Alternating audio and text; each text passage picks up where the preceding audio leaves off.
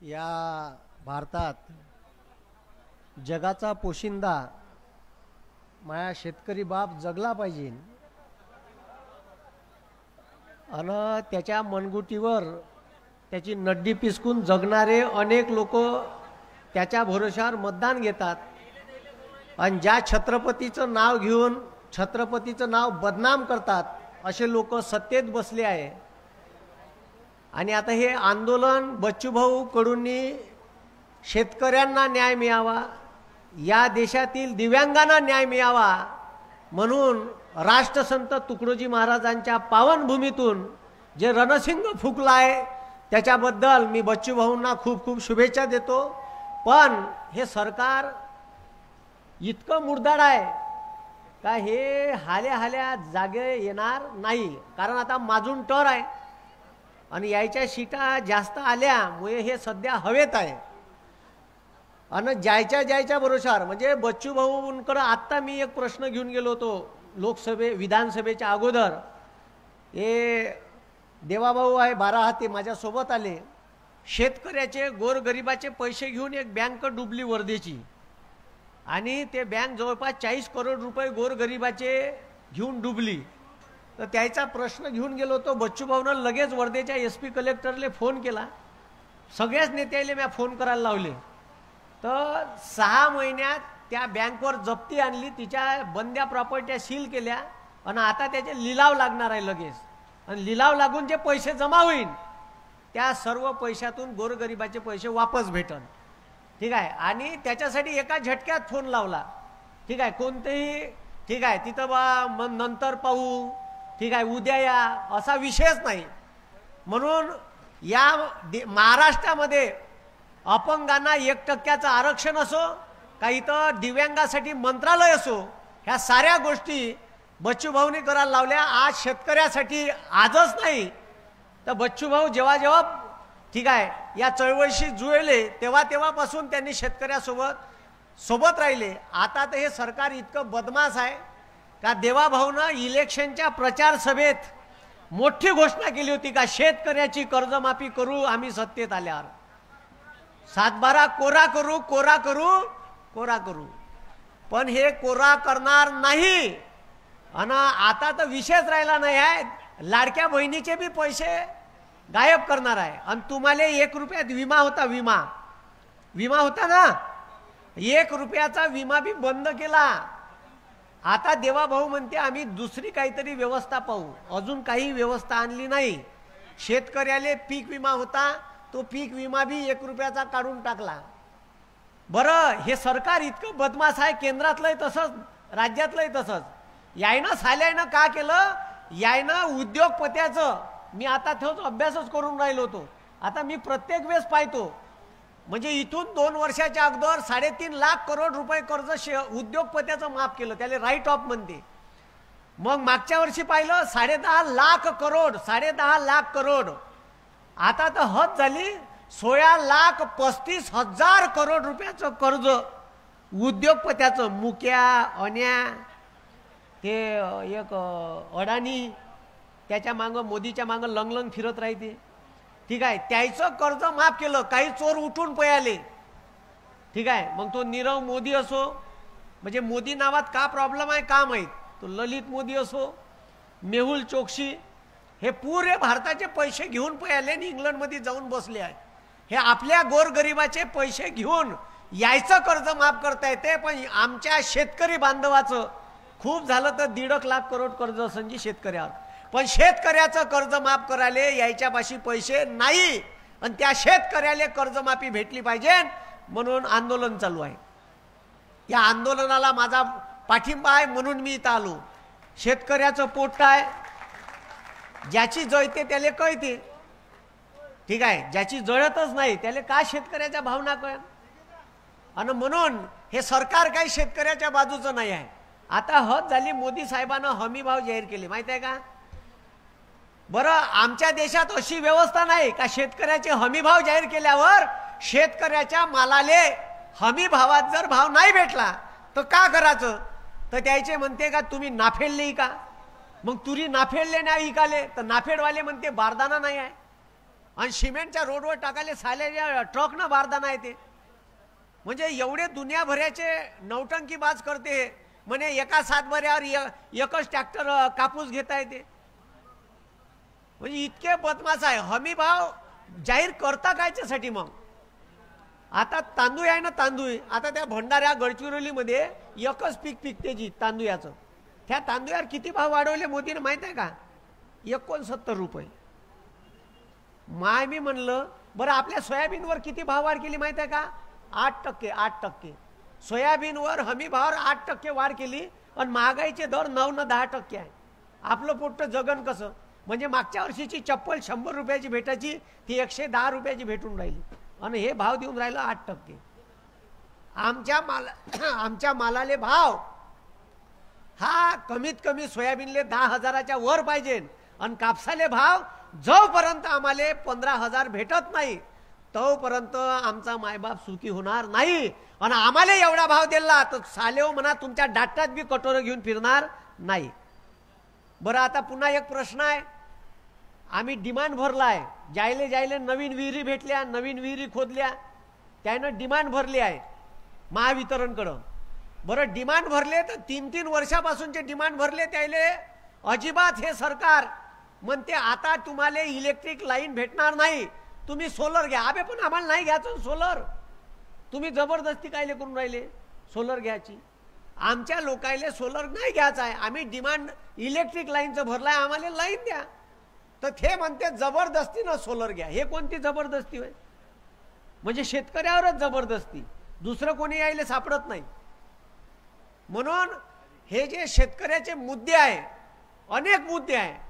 सगळ्यात पहिला मुद्दा आहे का आमची कर्जमाफी करा आणि त्याच्यानंतर दुसरा मुद्दा आहे का आमच्या मालाले योग्य भाव द्या.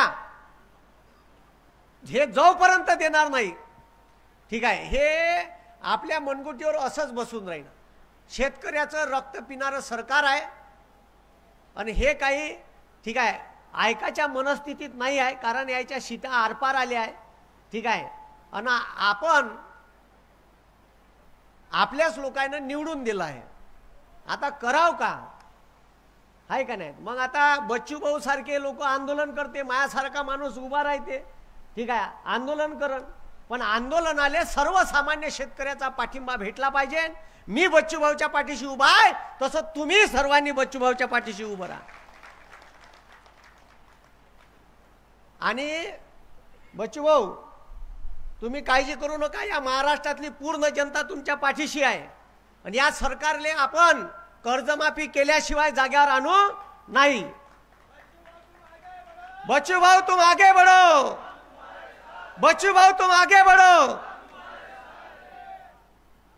सारे लोक म्हणजे जेवढे भी नेते आहे हे साले खाते तर डकार भी देत नाही. म्हणजे इतके खतरनाक आहे. त्याले शेतकऱ्याशी काही लेणं देणं नाही.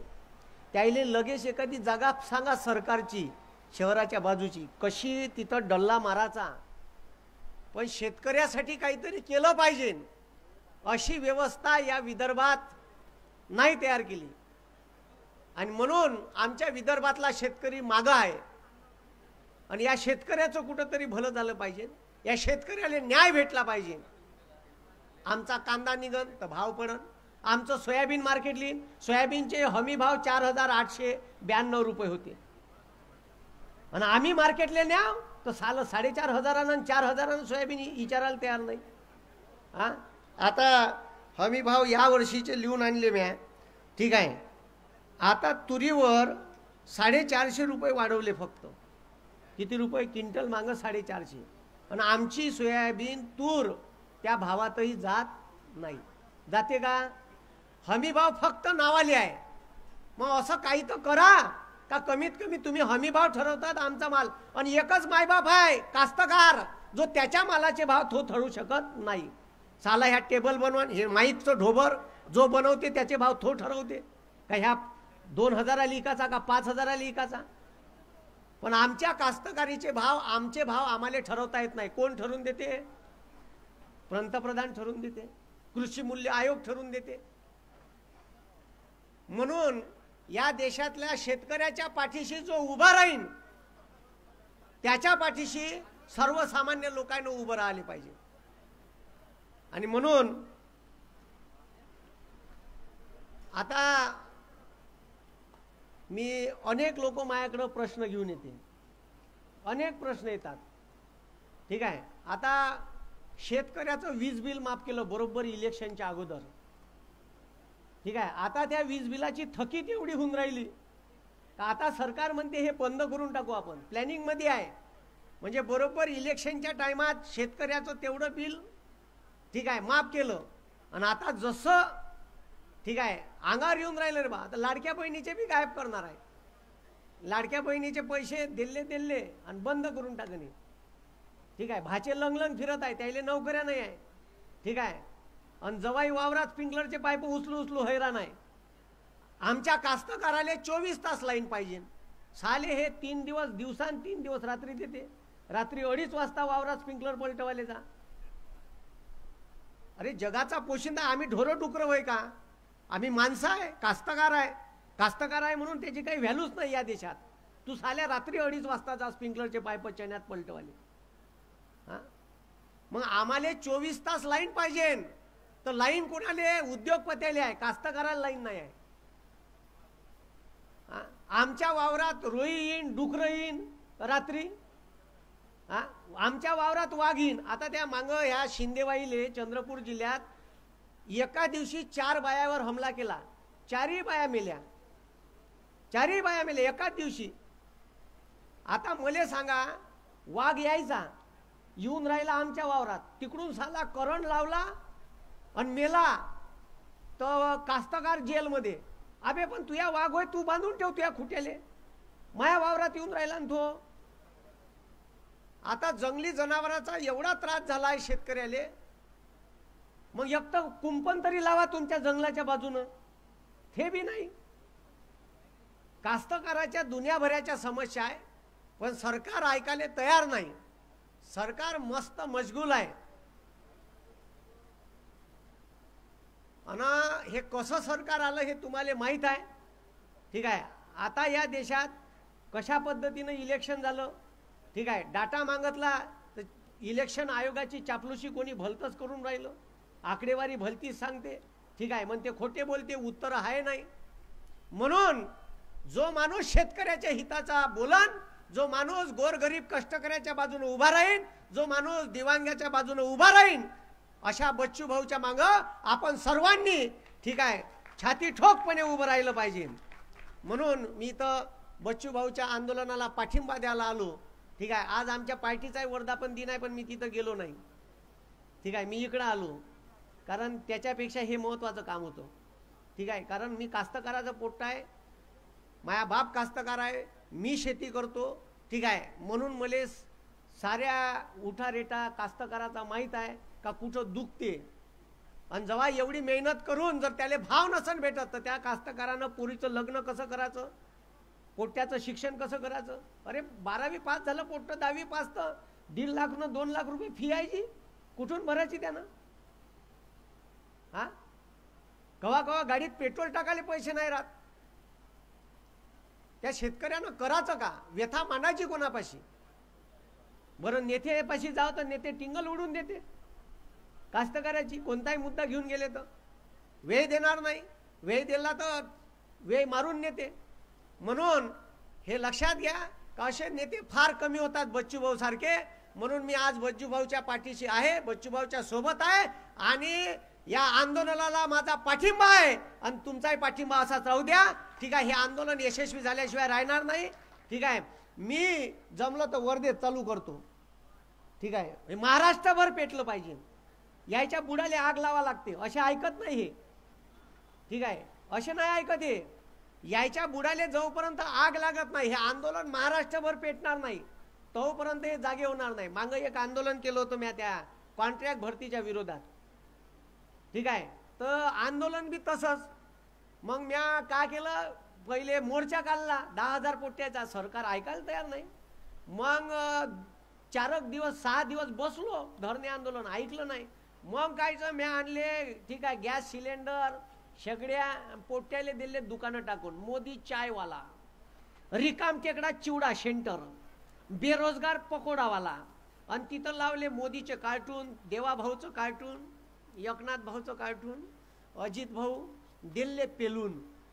आणि दुसऱ्या दिवशी देवेंद्र फडणवीस वर्दीत येऊन राहिला होता. मले पोलिसांना एवढा दबाव आणला, रात्री 12:30 वाजता एसपीनं बोलावलं वर्धेच्या ऑफिसमध्ये. गेलो, म्हणे ते कार्टून काढा म्हणे. बोले आपकी तारीख खत्म हो गई बोले आंदोलन की, हो उठा डालो बोले. मैं बोला उठेंगे नहीं सर. तो मैंने फिर हमको कुछ करना, मैं मेरे को डाल दो जेल में. तो नहीं तो मैंने मग कार्टून तरी काढा. मैं बोला कार्टून भी निघणार नहीं साहेब. तो यार कुछ करो बोले. मैं बोला 40 लाख बच्चों का सवाल है महाराष्ट्र के. ठीक आहे, तुम्ही 238 गव्हर्नमेंटच्या वेगवेगळ्या क्षेत्रातल्या परीक्षा न घेता तुम्ही कॉन्ट्रॅक्ट बेसवर करून राहिले, सरकारी नोकऱ्या बंद करून राहिले. म्हणजे ह्या पोट्यानं आत्महत्या करायची का म्हणलं. म्हणलं सर आंदोलन की तारीख गई तो भी मेरा आंदोलन चालू रहेगा म्हणलं. मग कलेक्टरनं बोलावलं पुन्हा लगेच. तिथून नाही येत तर कलेक्टर ऑफिसला गेलो. कलेक्टर साहेब आहे चांगले, एसपी साहेब आहे चांगलेच होते. ठीक आहे, तो म्हणे काहीतरी करा म्हणे. मी म्हणलं संध्याकाळी पुरते बॅनर काढतो, सकाळी पुन्हा लावीन. ठीक आहे, तुमचं म्हणणं एवढंच आहे ना. ठीक आहे, जास्त दबाव आणला म्हणलं तर मला उचलून टाक जा, का प्रॉब्लेम आहे. ठीक आहे, मी सकाळी पुन्हा बॅनर लावले आणि आंदोलन चालू केलं.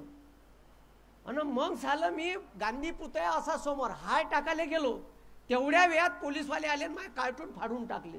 जे धावत गेलो आणि झगडा केला साल्यासोबत. ठीक आहे, आता पोलीसवाल्यावर वरून दबाव असन देवाभाऊचा, कारण देवाभाऊ तिथं पुतळ्याला हार घालायला येणार होता. मग म्हणलं येऊ द्या देवाभाऊले, बसावे म्हणलं पोट्ट्यावर रस्त्यावर. भोकात गेलं कामधाम. ठीक आहे, जे पोट्ट्याले बसवलं रस्त्यावर. आणि मग कायचं, मग ते आता मी ते काही करणार नव्हतो, त्यानं अगाऊ कारभार केला. माय कार्टून फाडले आंदोलनातले. मग कायचं बसलो रस्त्यावर. मग देवाभाऊ तिकडून पयाला उठून बाहेरून. तर हे जे आहे, जो रस्ता ज्याचं उद्घाटन व्हायचं आहे त्याच्यावरची माती काढली, देवाभाऊ तिकडून सेवाग्रामला गेला. त्या दिवशी गांधी जयंती होती, 2 तारखेची गोष्ट आहे. तर यायले अशाच पद्धतीने मग ते आंदोलन महाराष्ट्रभर पेटलं. मग त्यानं तो GR मागं घेतला. ठीक आहे, असे बदमाश आहे हे.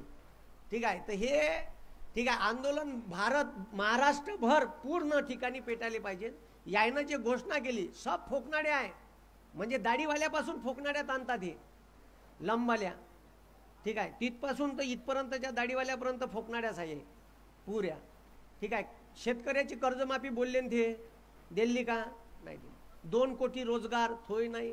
15 लाख रुपये तुमच्या अकाउंटला येणार होते, ते नाही. बरं स्वित्झर्लंडच्या बँकेतले पैसे आणणार होते, तर स्वित्झर्लंडच्या बँकेत अजून पैसे वाढले, म्हणजे भ्रष्टाचाराचं प्रमाण वाढलं भारतात. ठीक आहे, हे समजून घ्या तुम्ही. आणि ह्या आपल्या सर्वसामान्य लोकांचा पैसा आहे.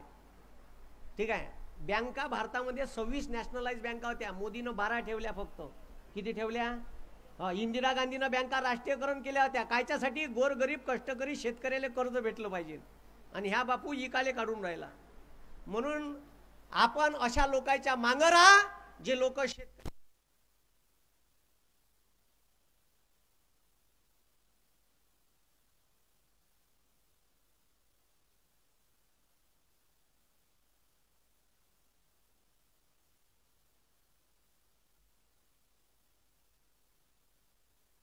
ठीक आहे, असा नेता पुन्हा होणे नाही.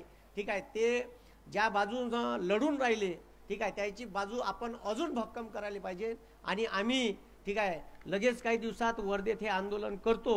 ठीक आहे, आणि बच्चू भाऊला ठीक आहे मी पाठिंबा देतो, आमचा पाठिंबा जाहीर करतो. आणि तुमच्या सर्वांची साथ अशीच बच्चू भाऊला राहू द्या. एवढंच बोलून मी थांबतो. धन्यवाद. जय हिंद, जय महाराष्ट्र. इन्क्लाब इन्क्लाब. बोला भारत माता की, भारत माता की. धन्यवाद.